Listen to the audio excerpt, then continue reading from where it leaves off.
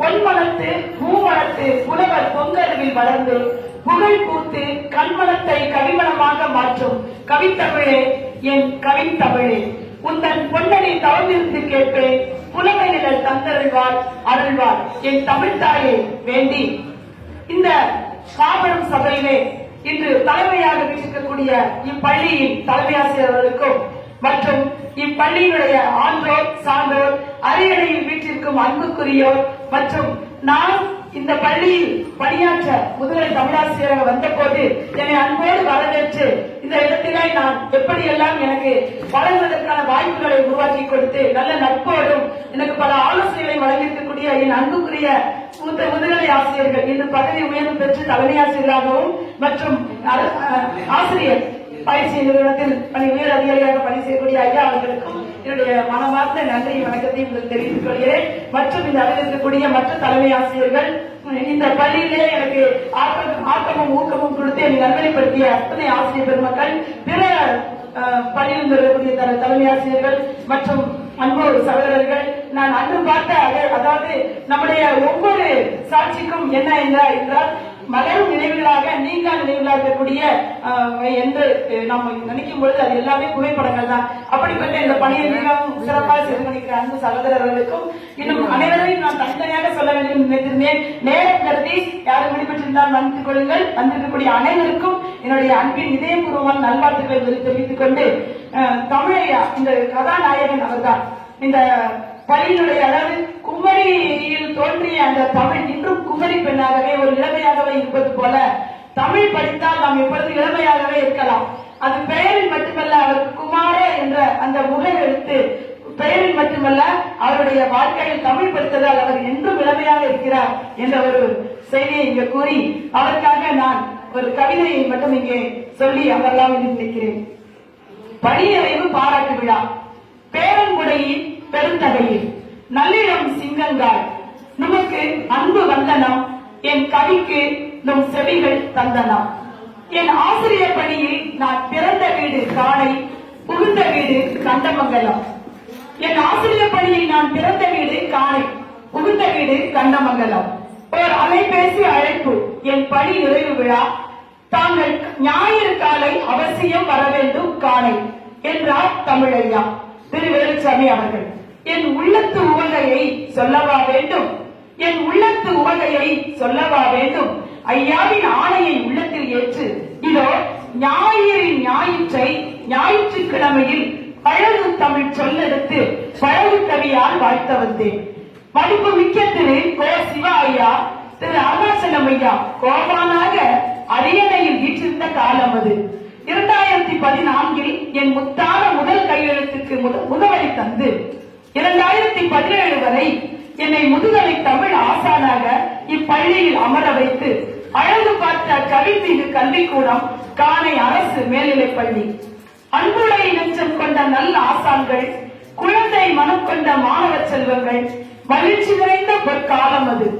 ஆசிரியர்கள் வருகை பணியில் கையொப்பமிட தலைமை ஆசான் அறைக்கு செல்லும் போதெல்லாம் தமிழ் ஐயாவை பார்ப்பதுண்டு. அர்ப்பணிப்பு உணர்வுடன் ஆசிரியர் பணியையும் அலுவலக பணியையும் ஒருங்கே ஓய்வின்றி செய்து கொண்டிருப்பார். எப்போதும் தேடி போல் சுறுசுறுப்பாய் இயங்கிக் கொண்டிருப்பார். அவ்வப்போது அவரிடம் உரையாடி மகிழ்வதுண்டு. உணவில் புன்சிரிப்புடன் வணக்கம். பின்னர் அவர் பேச்சுகளில் வான வேடிக்கை போல் வர்ண ஜாலங்கள் ஜொலிக்கும். தமிழின் புலமை அனல் பறக்கும்.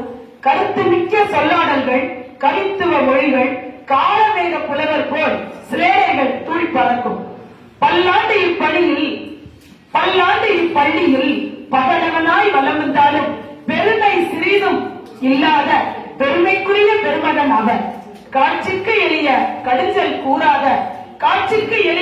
கடுஞ்சொல் கூறாத கருணை வள்ளல் அவர். இது வீண் புகழ்ச்சி அல்ல உண்மை.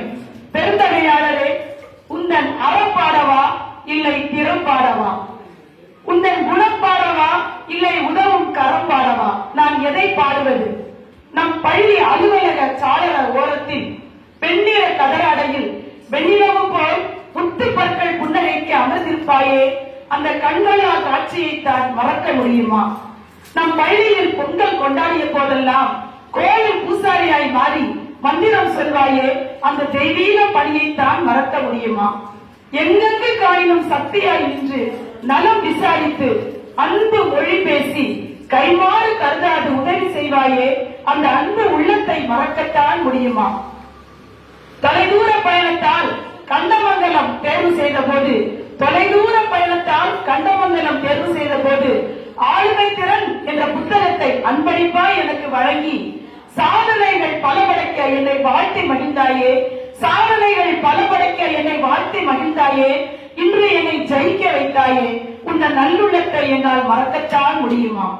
என்னை சந்திக்கும் போதெல்லாம் மேடம் என்று அழைத்து வாகனத்தை நிறுத்தி இறங்கி நின்று அன்பு உள்ளத்தோடு அளவலாவி இன்னும் சில ஆண்டுகள் நம் பள்ளியில் எங்களுடன் பயணித்திருந்தால் சிறப்பாக இருந்திருக்குமே என அவ்வப்போது உன் தமிழ் பற்றை என்னுடன் உரிமை குரலாக வலுப்படுத்திக் கொள்வாயே, அந்த நல் நட்பைத்தான் மறக்கத்தான் முடியுமா?